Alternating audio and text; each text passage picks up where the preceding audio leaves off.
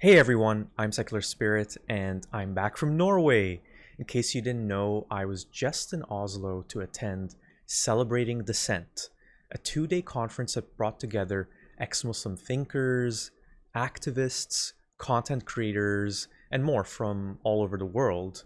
And now that I'm in Canada again, I thought I'd give you a quick recap of the event.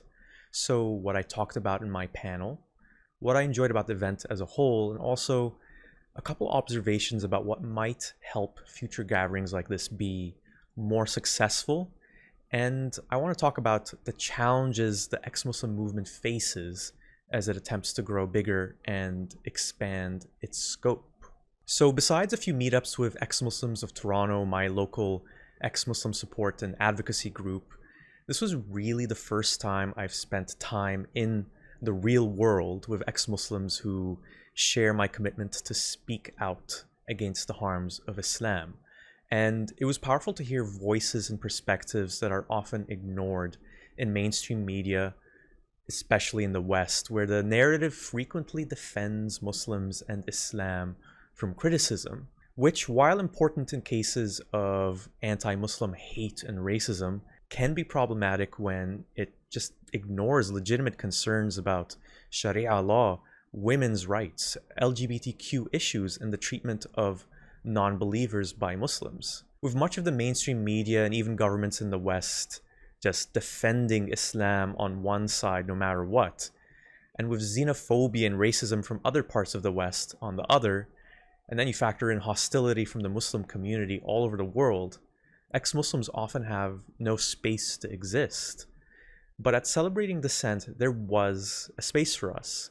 There were short films, musical performances, and art exhibits were featured, including work from Haram Doodles, an ex-Muslim artist I've interviewed on the channel. Please do check out that interview. And it was a special impromptu moment when she removed her mask during her panel, and I really admire her bravery in doing that because up to that point, she'd done all her work on Instagram and Twitter without showing her appearance at all.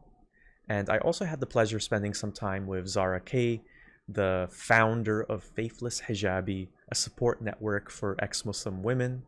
So Zara, who might be familiar to some of you, has been a fan of my work before I even had a YouTube channel, when I was just writing text posts on Twitter and Instagram. So it was great to finally meet in person. Another highlight, of course, was catching up with Apostate Aladdin, who I've met before, and meeting Maryam Namazie, who, along with the Council of Ex-Muslims of Britain, was the driving force behind this event, who some have dubbed the godmother of the ex-Muslims.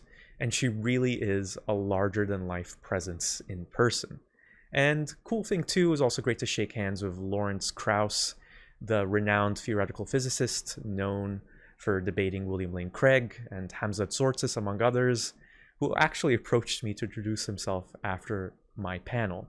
I should also mention the conference was held in honor of someone I'd never heard of before, Shabana Rehman, the late Pakistani-born ex-Muslim comedian known for her outspoken advocacy for women's rights. It was touching to hear her brother speak about her legacy, and it's clear her work left a lasting impact. You know, it was this feeling of fear in the room. And it made me think it is our fear which is giving this man his power. And I went up on stage and I put my arms around Mullah Krekar and I lifted him up. And he was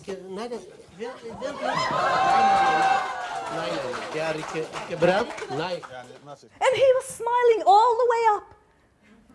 And the audience, with all that fear, they start laughing. But somewhere up there, Mullah Krekar's face went crazy. And when I realized this is not what he actually enjoyed, I put him gently down again. And then Mullah Krekar said, "It's an insult to be lifted by a woman." I should also mention how amazed I was by the number of people who actually traveled to Norway to be part of this event. Some of you trekking from as far away as Seattle and Alabama, with others coming from all over Europe. And a special shout out to any of you, my channel followers, who did come to Oslo. and to the person who asked me and others to sign their copy of Salman Rushdie's Victory City, a great book by the way. I highly recommend it. So now I want to talk a bit about my panel, which was called The Ex-Muslims Canaries in the Coal Mine. I'd only heard of two of my fellow panelists before the event. There was Ibn Warraq, the well-known author of Why I Am Not a Muslim, a title inspired by, of course, Bertrand Russell's Why I Am Not a Christian, and Muhammad Hisham, whose appearance on an Egyptian talk show in 2018 went viral after the show host berated Hisham for his atheism and called on him on TV to seek psychiatric help. أنا ملحد يعني أنا مش بصدق في وجود ربنا ومش بصدق في دين تمام؟ ايه تاني ربنا انت بتتكلم ازاي؟ يعني ايه مفيش دليل على وجود ربنا؟ مين اللي وجدك انت ان انت تكون موجود هنا كانسان او كبني ادم؟ انت عارف انت اتخلقت ازاي؟ طب انا هاخد بالك يا شيخ. طب انت محمد فعلا زي ما بقول لك الشيخ محمود انت فعلا رحت للدكتور نفسي؟ انا بنصحك على الهوا ان حضرتك تطلع من هنا دلوقتي على مستشفى الامراض العقليه تكشف عن نفسك. انت ما ينفعش تكون موجود، للاسف مش هقدر اكمل معاك ولا هتبقى موجود معانا في الحلقه. انا بستاذنك ان انت تفضل تقوم وانا هكمل حلقتي مع الدكتور محمود، لان للاسف افكارك هدامه وتضيع الشباب المصري، وللاسف انت مثال سيء جدا للشباب المصري. This eventually led to Hisham leaving Egypt because of the impact it had on his life, and Hisham and I have been talking, by the way, about him coming onto my channel for an interview, so please do stay tuned for that. The other panelists included Khadija Khan, an advocate and fellow journalist like myself, and Gira Sagal, founder of the Center for Secular Space. During my talk, I shared what criticizing Islam is like on social media and why I found it important to talk about the problems of Islam and dogmatic organized religion in general on this channel. And I explained a couple things. That social media gets a lot of flack for being a cesspool of negativity, and rightfully so for the most part, but also it's given ex-Muslims the ability to connect all over the world, and it's also provided a mountain of information to Muslims to understand Islam better and to see the things that their imams and teachers don't want to talk about, or they might just explain it in dishonest ways. In a clip shared earlier in the event, Maryam Namazie had a great quote on this. The internet and social media did to Islam what the printing press did to Christianity. And I think this applies to all religions from Christianity to Mormonism and Scientology. When asked about the types of comments I get on YouTube from Muslims, I explained that I get plenty of accusations of being a liar, that I'm, ignorant about Islam, that I'm doing this for money. And the joke I made at that point was that there's kind of much easier and more lucrative things I could be doing to make money than this. But yeah, that I'm being paid by people like Zionists to criticize Islam, which is funny because I also get accused all the time of being a secret Muslim by Zionism supporters, including some Christians, whenever I talk about Palestine. I also get told I'm going to hell every now and then, but the main point I made in the panel was that those comments I get are nothing, absolutely nothing compared to the torrent of abuse that ex-Muslim women in this space endure, including Nuria Khan, Holy Humanist, Infidel Noodle, Zara Kay, and many more. I then shared my theory on why that's the case.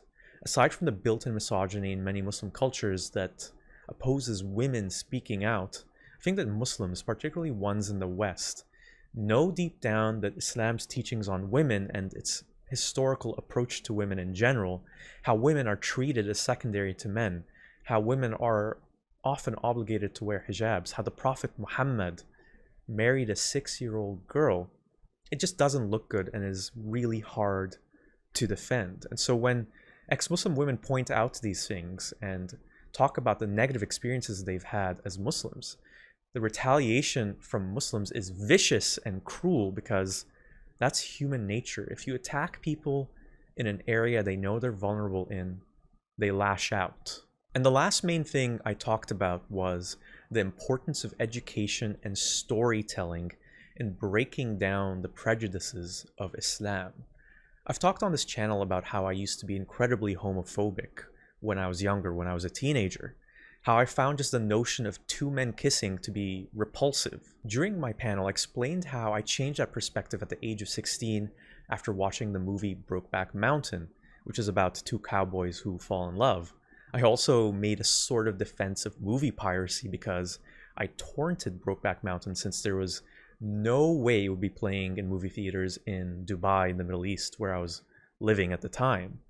Meeting gay students at university when I later moved to Canada further helped me challenge my own biases. Ali Rizvi, the Toronto-based author of The Atheist Muslim, was also a participant in the conference, and he shared that the movie that opened his eyes, personally, was the Tom Hanks movie Philadelphia, which is about a gay lawyer of HIV who sues his firm for discrimination. So I saw this movie later as an adult, but never even heard of it as a kid because it simply wasn't on TV when I was living in the Middle East. These stories matter because many Muslims are isolated from narratives like this, making it easier to lack empathy for gay people or non-believers. So this is true for adherents of any religion who are stuck in those boxes. And getting educated through learning the perspectives of others can really help remove the divides and help religious people realize that their beliefs are often based on harmful prejudices. Now, to talk about my observations on the conference. I, of course, didn't agree with everything other people said. I don't think that ever will happen. For example, one person advocated for a hijab ban across Europe, but I think such a ban infringes on women's freedoms just as the obligation to wear one does. But that's the beauty of an event like Celebrating Dissent. It brings together diverse views, and these differences can be discussed and debated. The conference was mostly built on several panels, with each panel having a chair and a speaker, and each panelist, like I was, talking for a couple minutes about their work and the challenges that lie ahead. It was interesting to hear from all these different people, but one thing I wanted to say was I wish there was more crosstalk and discussion happening within each panel. There was a little debate on that hijab ban issue, the one that I mentioned earlier, but I wish there was more of that kind of debate across the whole event. For example, one thing that surprised me was how little the Israel-Palestine issue came up over the course of the 2 days. I wish there had been a panel on it, as much as it's a divisive topic, because it's a divisive topic even among ex-Muslims, with some prominent activists very supportive of Israel and what it's doing in Gaza and to Palestinians in general, while others like myself support the Palestinian cause for self-determination while also opposing Hamas and Islamism. I feel like it was a missed opportunity to address more current events like that. While discussing age-old problems is important, I feel like the ex-Muslim movement could benefit from focusing more on present issues. Another observation is the big challenge that the ex-Muslim movement faces. Well, it's money. Islamic organizations have deep pockets, and it's a big struggle for any ex-Muslim movement to raise funds to compete with them. I suspect this fundraising struggle and a challenge to have a more prominent voice in the social discourse has to do with a fundamental weakness in any ex-Muslim movement that might be impossible to ever truly address. This specific topic is a bit too much to get into for this more general video, but if you're interested in hearing my thoughts on this fundamental weakness, I do go in depth on it in a separate video you can access on my Patreon. The link for that is in the video description below. And before I sign off, I just wanted to share a couple things about what it was like in Norway. It was my first time there, and although I didn't get to see much of Oslo, the capital city, I found the city center and waterfront really beautiful, and public transit there is way better than where I live in Toronto, Canada. I especially liked the high-speed train to the airport.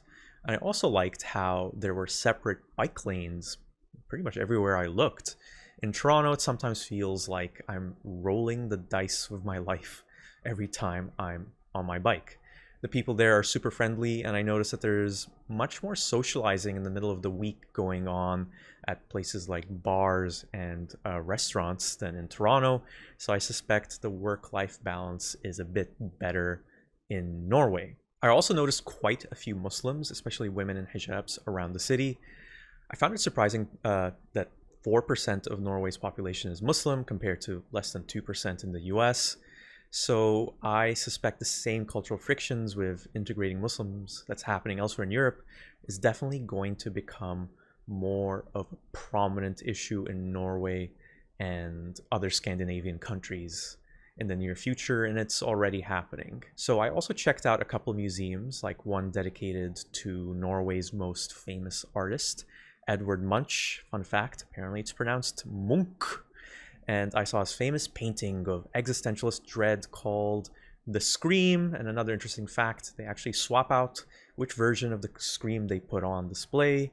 There's several versions, so every half hour they swap it out to protect the paintings from light damage. And last thing to mention is a warning to anyone considering visiting Norway. The food, even the stuff in grocery stores, super expensive. I did try some local dishes, including whale and reindeer for the first time. Can't say I was a fan. The best thing I had to eat there was, surprisingly, at an Indian restaurant. That being said, I'd love to return to Norway one day, and of course, to attend another Celebrating Dissent conference. That's all from me. Hope you enjoyed this recap, and don't forget to like this video and subscribe to this channel if you haven't already. I'm Secular Spirit, and I'll be back very soon.